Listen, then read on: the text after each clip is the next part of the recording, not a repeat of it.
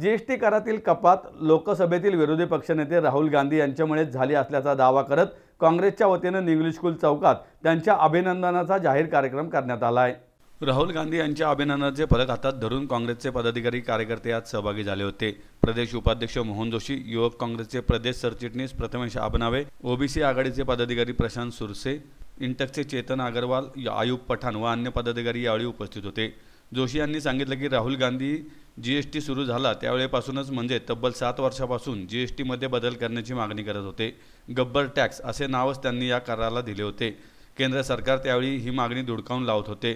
4 स्तरामध्ये लावण्यात आलेला हा कर देशातील व्यापारी तसेच उत्पादक यांच्यासाठी मारक ठरला, तरीही केंद्र सरकार नेटाने ही वसुली करत होते।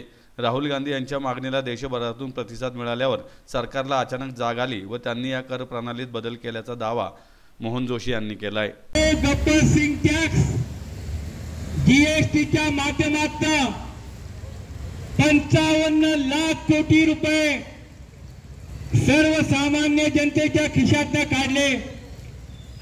आदरणीय नेते राहुल गांधी सातत्याने बोलायचे की हा गब्बर टॅक्स हा कमी करा, आणि शेवटी राहुल गांधींची मागणी मान्य झाली आणि म्हणून आजपासून देशामध्ये जीएसटीचे दर कमी झाले।